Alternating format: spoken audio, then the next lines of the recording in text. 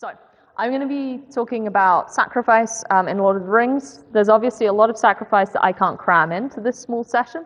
So I'm going to deliberately leave time at the end in case you have questions, if there's parts that you feel like you want to talk about more. Hopefully there'll be good time for that, and then we can, of course, talk about it in the break as well. So, sacrifice hurts. It hurts hard, it hurts deep, it wounds, it maybe even hurts like hell. I'll circle back to that.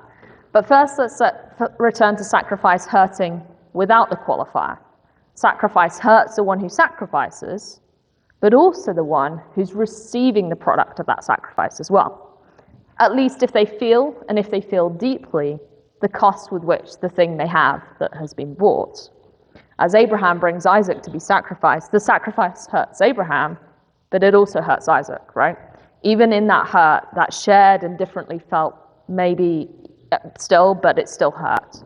Amidst much pain, we experience these piercing glimpses of joy. That's Tolkien talking about sacrifice there. The pain implied in that piercing is really important. It's not a kind of joy without cost.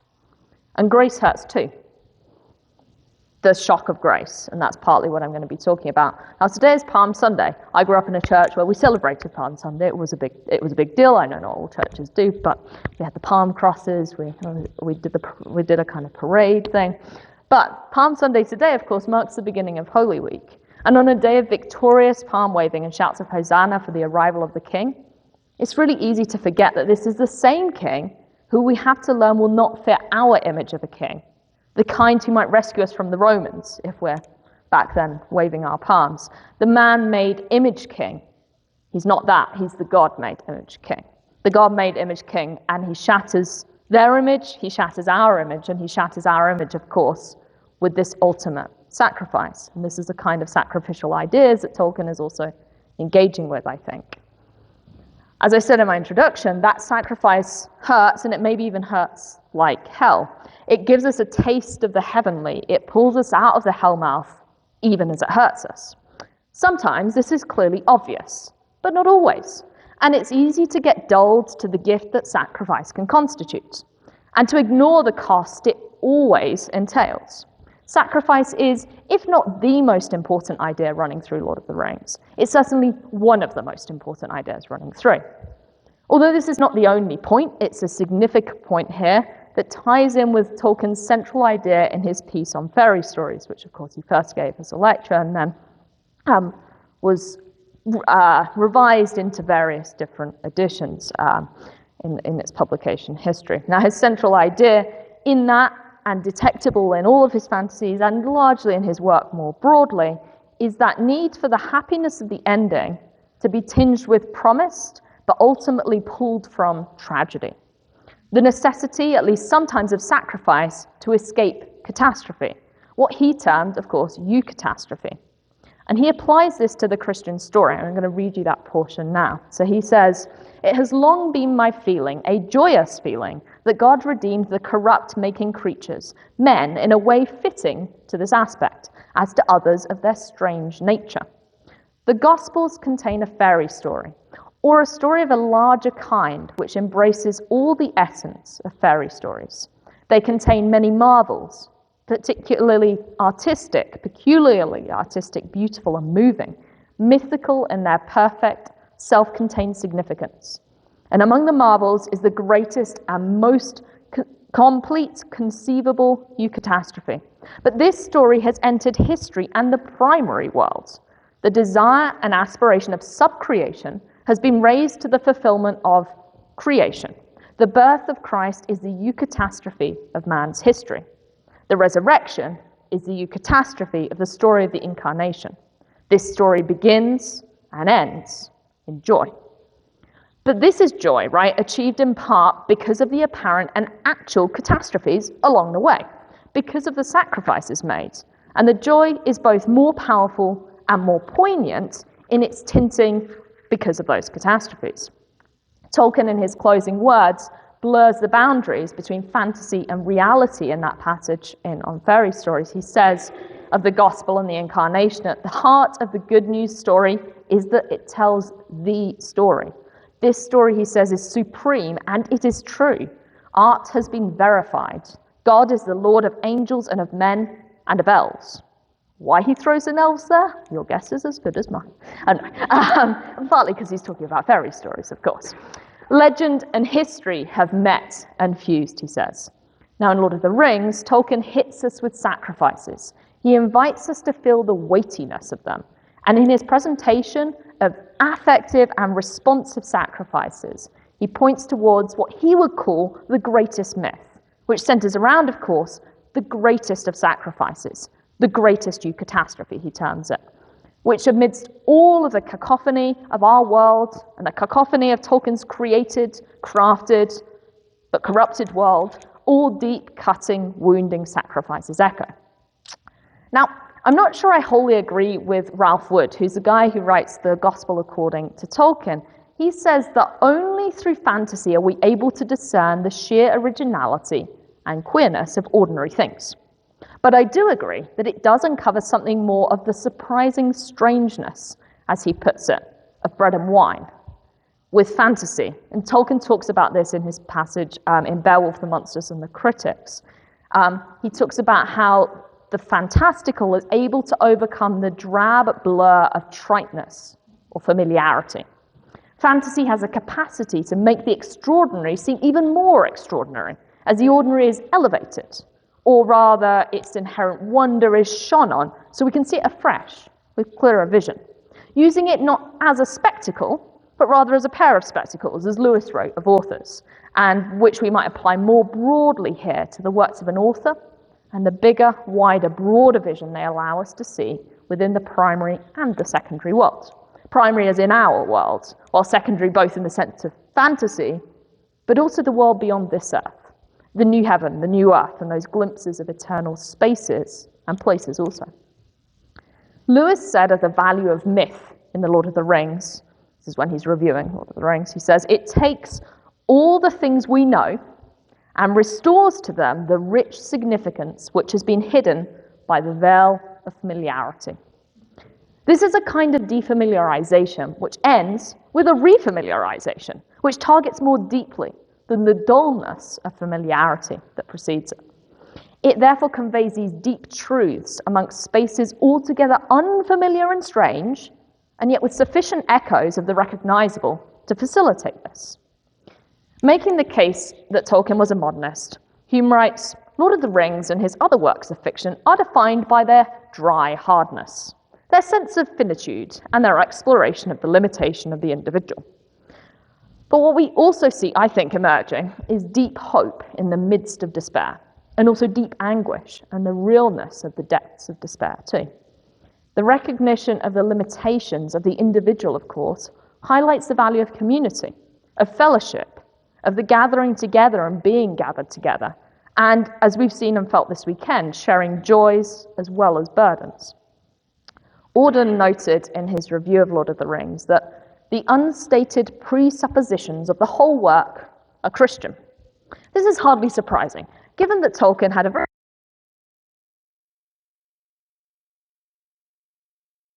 reflected upon that interrelationship between his faith and his works. He said things like, I am a Christian, which can be deduced from my stories.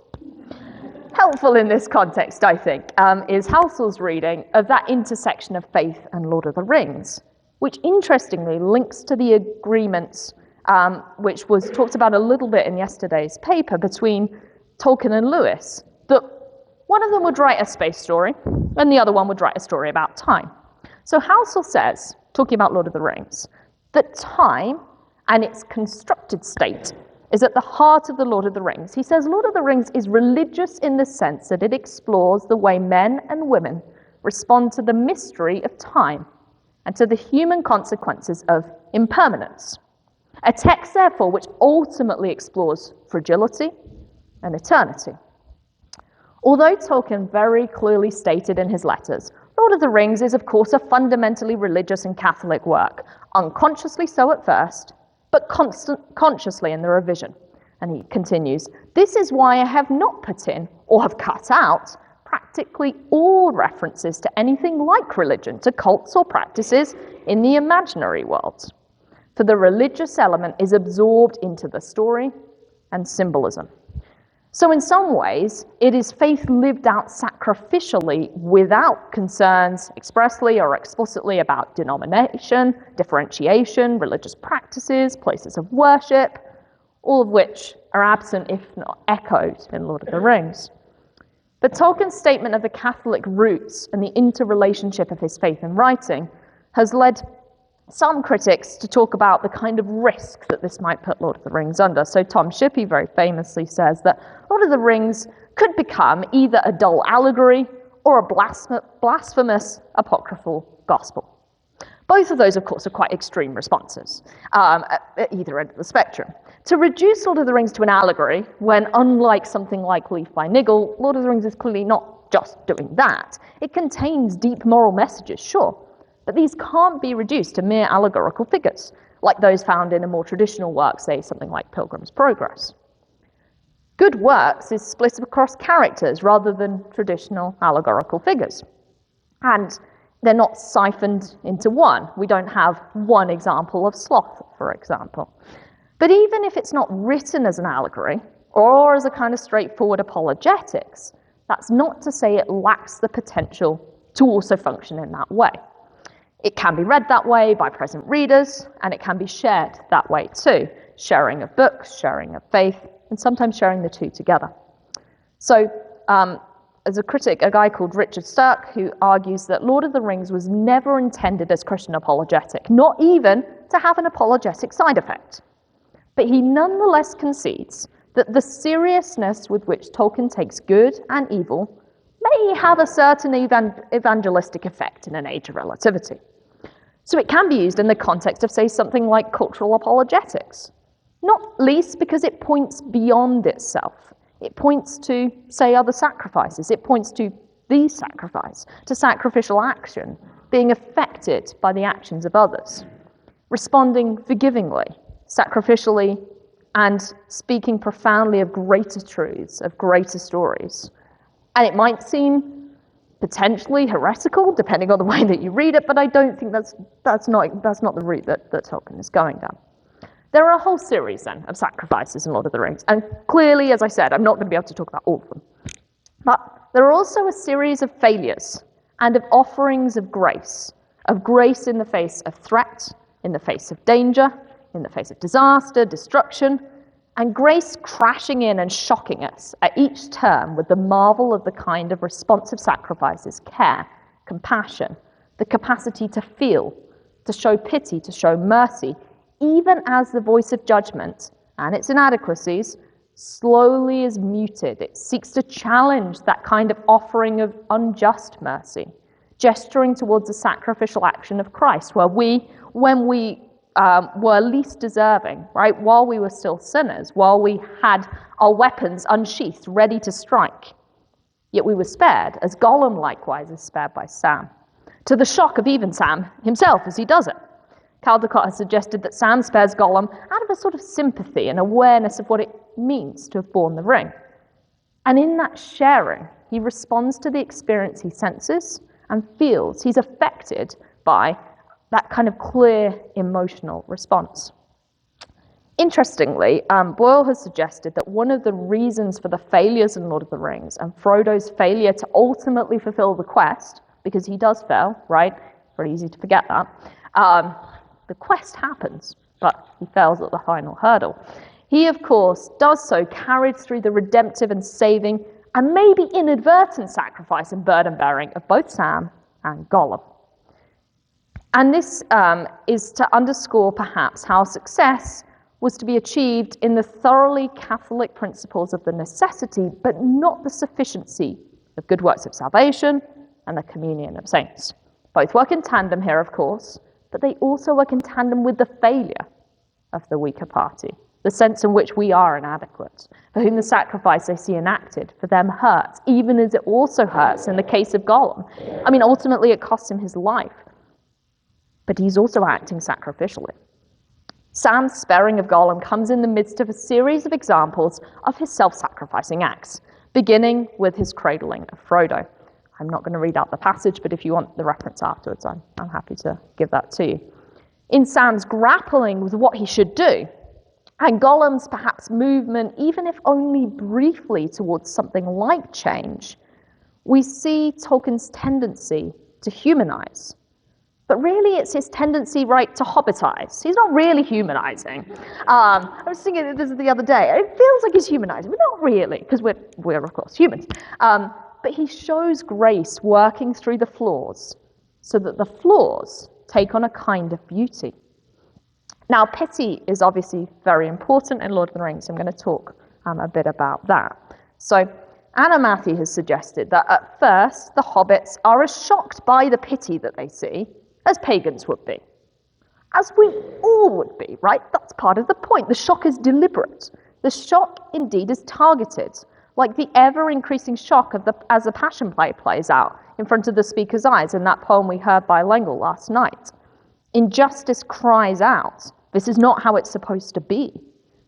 Knowing deep down that the reason we're affected by it is, of course, that we know all too well people are like that.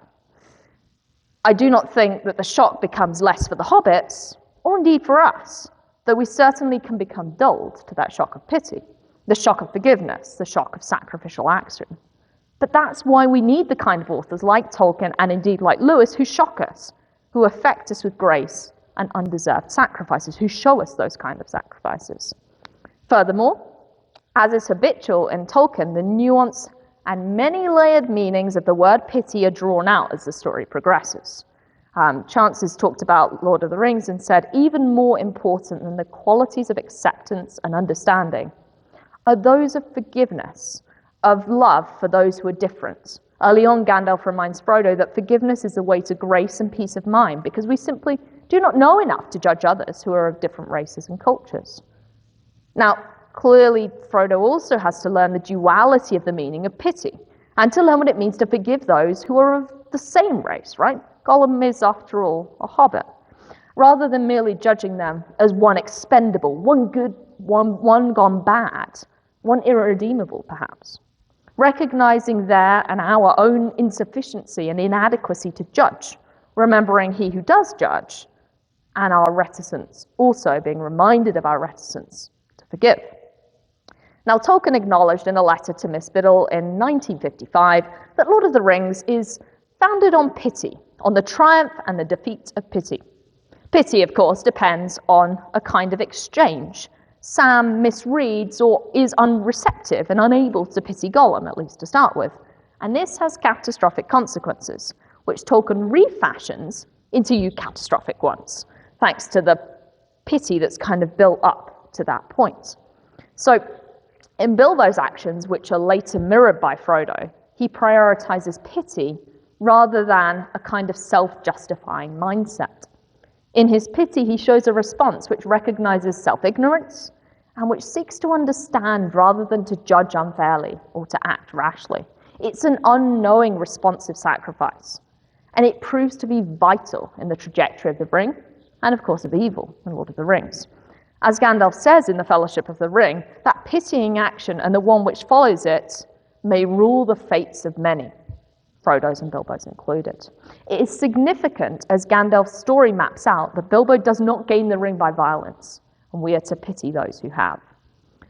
And we're to pity those who seek to retain it in that way as well. The passage in The Hobbit, which was, of course, adjusted when Tolkien tentatively suggested some slight remodeling, as he put it. I'm just going to read you that brief passage now. This is when Bilbo is with Gollum, right near the end of the section on the riddles.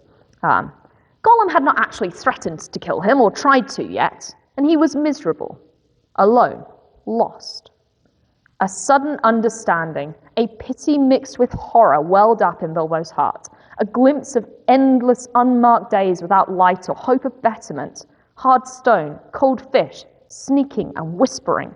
All these thoughts passed in a flash of a second. He trembled, and then quite suddenly in another flash, as if lifted by a new strength and resolve, he leaps. He didn't stab, he leaps. You can hear the imperatives right at the beginning. Bilbo feels that he must do something. His thoughts flow thick and fast. And that turning point, there's a moment where he says no, he's not going to do that. That justification for that change is a shift away from the invisible to doing something more. The contrast is particularly obvious in the way that Tolkien sets up the words. He uses very short monosyllabic words to start with, and then we get more extended words as that shift takes place. But Bilbo is not focused, at least not initially, on a kind of feeling response. That changes. He starts to feel for the other character in that moment. He exhibits an understanding which is a pity mixed with horror. It wells up like tears in his heart. He's willingly and deliberately moved by this understanding.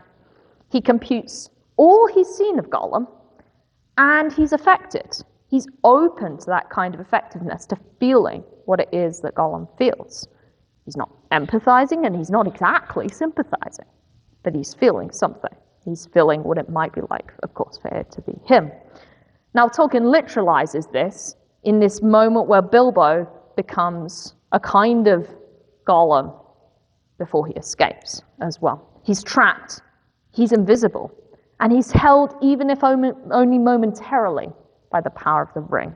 He's literally in between himself and Gollum, and literally in his invisibility, he has these fresh memories of vulnerability too. He sees by reflection, and he responds.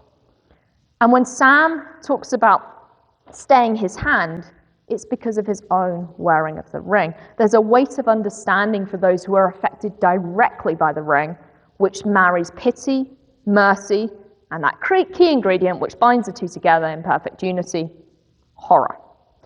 Of course, the leap is deliberately ambiguous, but if we've been following those signposts, we've not missed that by receiving Gollum's affected state and responding with pity and mercy, a kind of effective exchange has taken place. There is a foreshadowing, of course, here of Lord of the Rings too. That's partly why, of course, Tolkien made the adjustments. But it's easily missed if the two-way nature of the exchange is not attended to. It's really important to see the way they're both responding to one another. Now, this example is, of course, alluded to by Gandalf when he and Frodo are talking early on in Fellowship of the Ring. Frodo is despairing about what he's going to do, and he says, "Oh, Gandalf, best of friends, what am I to do? For now I am really afraid. What am I to do? What a pity that Bilbo did not stab that vile creature when he had a chance. Pity? It was pity that stayed his hand. Pity and mercy not to strike without need. And he has been well rewarded, Frodo. Be sure that he took so little hurt from the evil and escaped in the end because he began his ownership of the ring so, with pity." "I am sorry," said Frodo, "but I am frightened, and I do not feel any pity for Gollum." "You have not seen him," Gandalf broke in. "No, and I don't want to," said Frodo. "I can't understand you. Do you mean to say that you and the elves have let him live on after all those horrible deeds? Now, at any rate, he is as bad as an orc and just an enemy. He deserves death." Deserves it? I dare say he does. Many that live deserve death, and some that die deserve life. Can you give it to them? Then do not be too eager to deal out death in judgment, for even the very wise cannot see all ends. I have not much hope that Gollum can be cured before he dies, but there is a chance of it, and he is bound up with the fate of the ring. My heart tells me that he has some part to play yet, for good or ill, until the end, and when that comes, the pity of Bilbo may rule the fate of many, yours not least. How true those words later ring, of course. Now, on the one hand, this is Tolkien having great fun with words, right? This is philological wordplay. But of course, it's much more than that, too. We also see the way that feeling for one another can really affect the way we respond to these situations. Frodo construes pity initially as being, in essence, a real shame that Bilbo didn't kill Gollum when he has the chance. He's sorry it didn't happen. But as Gandalf redefines this word, pity is a marker of compassion, a feeling response, not just a slip of judgment. Frodo confuses the verb with the noun. There are two kinds of regret moving between these two denotations of pity. So it's not that Frodo is wholeheartedly wrong, but that his defining of it reveals his heart. And Gandalf's words are prescient and return hauntingly later. That compassion idea is really helpful because this signifies a kind of action. It's not just a passive feeling, it's an active thing. You're actually doing something about it. I quite like, there's a term in the early modern period called fellow feeling, which is basically the same as compassion. And I think it captures very nicely the idea of fellow feeling, which is so important in the fellowship, and so important in the way that people respond to one another as well. It suggests that transactional nature of feeling, the transaction which is at the heart of this kind of exchange. We have a warning to attend to open up and to be affected by things, to be affected by the sacrifices that we see in the text. And to be aware of the implication of Gandalf's words that Frodo would feel pity for Gollum if only he had allowed himself to open up and receive it. And of course he later does. He guides him through that kind of feeling response, laying the path for what will later happen. Now remember that there's also someone else listening to this conversation, right? Sam is at the window, hearing this exchange. He doesn't hear all of it, but he certainly hears some of it. And he also later has to learn the lesson to feel and what that looks like. They're primed, therefore, even early on in this text, to feel, to show pity and mercy, and to acknowledge that they do not know how the play will end, though they hope. But as Gandalf's words resound, they must nonetheless choose to do what they can with the time that is given to them. Pity echoes pity as hobbit after hobbit extends it to Gollum. Even Sam finally mends. And as Tolkien noted in a letter, Sam did reach that point of pity at last. The wavering in Sam's thoughts of destruction echoes that wavering of Gollum for a moment on the brink, on the crack of doom. And Gollum's life is spared the ending of it by another. Pity stays the hand each time until the end. This pity of Sam captures the nature of that kind of feeling response. A pity is a choice rather than a belittling. Pity is a response. In this case, is a kind of sacrifice to the self, to the assertion of the self over others, and a humbling as well. It transcends mere sympathy, or even the depths of empathy, because it leads to deliberate, affected action. And in the pity Gollum is shown, he almost shows pity too. Almost. But for the lack of pity of Sam, he does not. This directly exemplifies how important it is to have these kind of fellow feeling responses. He is not shown it, and he struggles then to then show it again. He has been so devoid of pity for so long. He is blighted by that experience. In her recent Tolkien volume, Holly Ordway has said that Tolkien's heroes are courageous and tough, but more than that, their conscience prompts them to protect and help others, even when it puts themselves at danger and they have an underlying sense of hope. Oh, we might respond, yes, but... Well, yes, it's all true, certainly, but they respond in this way in part because they have that kind of fellow feeling radar on. Or they don't respond in this way because they're shut off to that kind of fellow feeling. And this inhuman and inhumane attempt to shut off from feeling ultimately leads to destruction.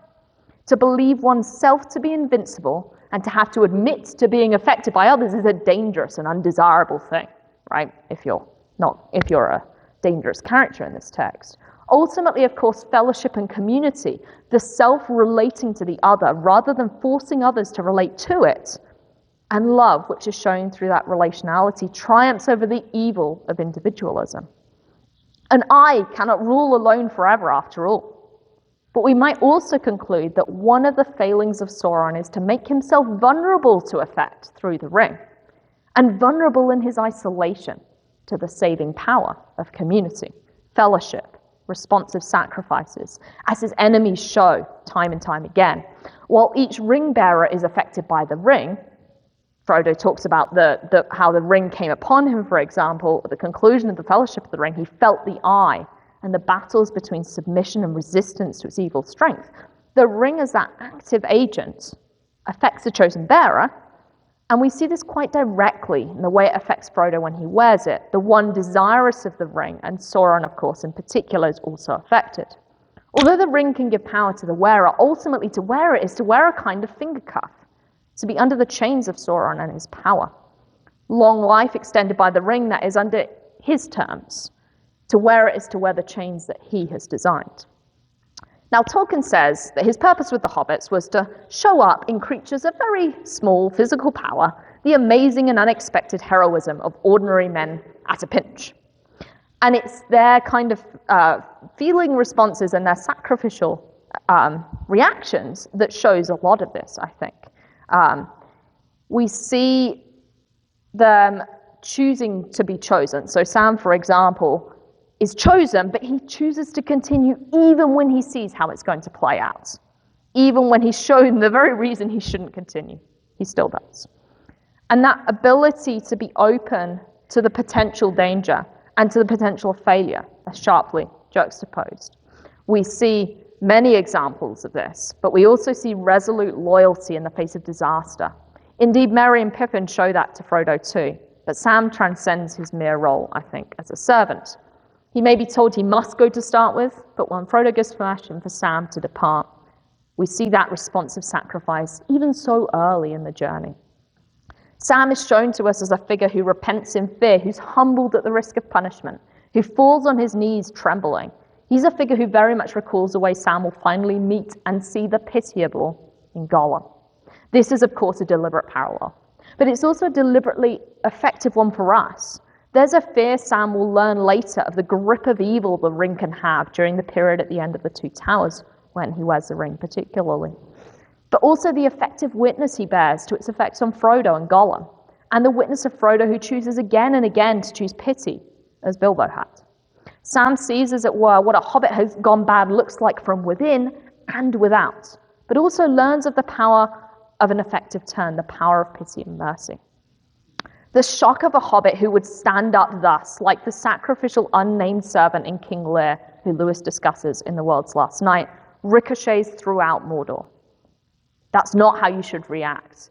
That's not how you should react, and of course, that's how the sacrifice comes about. That's how it works. In the Fellowship's quest, in the breakaway of Frodo towards Mordor, and the resoluteness of the cause, but when Frodo fails and Sam responds with pity to Gollum, he too stands up. We see Sam's defiant servitude, particularly when he shares the burden emotionally and physically with Frodo as they approach Mount Doom. For chance, the servant supersedes the master in heroism in Lord of the Rings. And we see that kind of parallel between Sam and Gollum. We see that parallel in the ways that they respond to their master as well. Tolkien's point is that each is serving one another, but this also misses that sharing between them. There's a kind of Trinitarian effective exchange, with a fourth ghostly presence of Bilbo's original pity too. To choose pity is a kind of responsive sacrifice, and it turns out to be the most vital sacrifice on the crack of doom. While Lewis's earlier example suggests that such actions are figures and works of figures long forgotten when he's talking about King Lear, Tolkien deliberately plays with this in Lord of the Rings. We see this in the pre-prescribed lower social standing of Sam, who undercuts the notion of being lower by showing through juxtaposition the weakness of those apparently higher than he. So, with the ring, Tolkien puts on the ring 6 times in Lord of the Rings, unless I have miscounted. I'm pretty sure it's 6. He does it once in the House of Tom Bombadil, and it seems not to count there.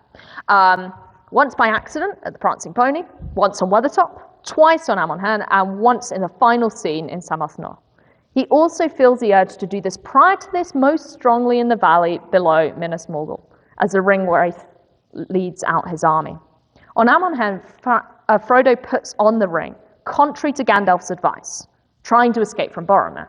The eye of Sauron sees, of course. He heard himself crying out, "Never, never," or was it, "Verily I come to you"? He could not tell. Then as a flash from some other point of power, there came to his mind another thought. Take it off, fool, take it off, take off the ring. But whose voice is this? Tolkien doesn't tell us, right?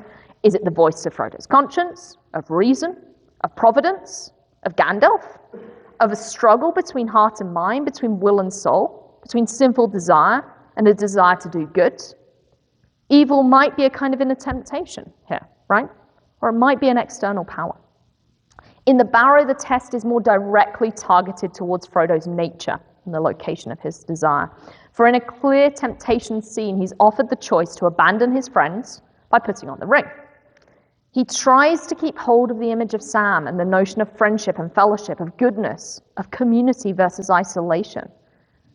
And he tries to choose something that isn't just a kind of clone mentality, but ultimately, he's taken over by the power of the ring again. And perhaps this is most clear and most finally realized in the clear internal battle, which is very clearly both internal and then literally externalized, despite the irony of that in the context of invisibility at Mount Doom. Then Frodo stirred and spoke with a clear voice, indeed with a voice clearer and more powerful than Sam had ever heard him use. And it rose above the throb and turmoil of Mount Doom, ringing in the roof and walls. I have come, he said, but I do not choose now to do what I came to do. I will not do this deed. The ring is mine. And suddenly, as he set it on his finger, he vanished from Sam's sight. Sam gasped, but he had no chance to cry out, for at that moment, many things happened. It's a great understatement. Tolkien, in a letter to David Mason in 1955, connects this passage to the line which closes the Lord's Prayer. Forgive us our trespasses, as we forgive them that trespass against us. Lead us not into temptation, but deliver us from evil. Tolkien says, these are words that occur to me, and of which the scene was meant to be a kind of fairy tale example.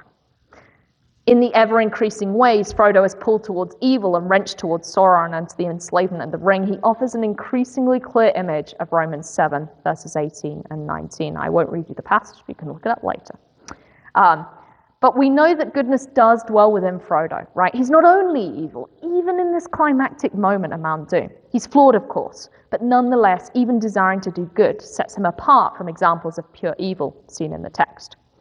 Frodo has a desire to do good, but his desire is corrupted by evil, within and without, as the ring consumes, inward and outward, and shifts where he sees preciousness lie. That shows a marked shift in his experience. He supplants fellowship with objects, community with solitariness, or worse, enslavement, replacing sacrifice with selfishness. And yet he does sacrifice much, even to this moment when he refuses initially to do so. Forcibly, he is pulled back through grace, back into the arms of the one who carried him to the precipice to finish the task they'd begun, as task whose robe was, of course, paved also with much sacrifice. Victory is pulled from defeat. Life is rescued from death. This clearly carries Christian values. It also offers an interestingly and very timely, of course, reflection between the First World War and the Second World War also. And the fall at Mount Doom is clearly not a mistake. The climactic moment is not an error any more than the stringing up of Christ on the cross was. The hobbits sacrifice and act as sacrifices in many different ways in Lord of the Rings. And Gollum's death is one such example of the way that in their hobbit strength and tenacity, they can bear the ring even ultimately to its destruction. Frodo's loss of his ring finger is, of course, a kind of deliberate irony. Remember, it was pity which stayed the hand of Bilbo? Gandalf tells Frodo early in Fellowship of the Ring, and just as pity did that, then so redemptive pity at the moment when Frodo is least deserving, so caught up is he by deep selfish desire for the ring, when grace comes crashing in and his hand stays beside the ring and its long bearing finger, which of course is lost. This is a permanent reminder for him of the sacrifices made and borne. Those sacrifices made and borne by Frodo, Sam, Gollum, and so many others of the Fellowship, and those on the fringes of the Fellowship also. Sacrifice in responses to acts of grace and forgiveness. Sacrifices because they've been deeply moved by the needs and cares of others. And sacrifices for the sake of each other, and ultimately, of course, for the world itself. And what we see then is this shift where the Fellowship learn what it means to be open to these kinds of fellow feelings, which define, I think, the Fellowship, and define all fellowship. All fellowship in some degree depends on this, depends on those kind of sacrifices, but also recognizing that that hurts the person who sacrifices as well the one who receives it. And so, finally, we see what it means to pity others and not just to pity ourselves.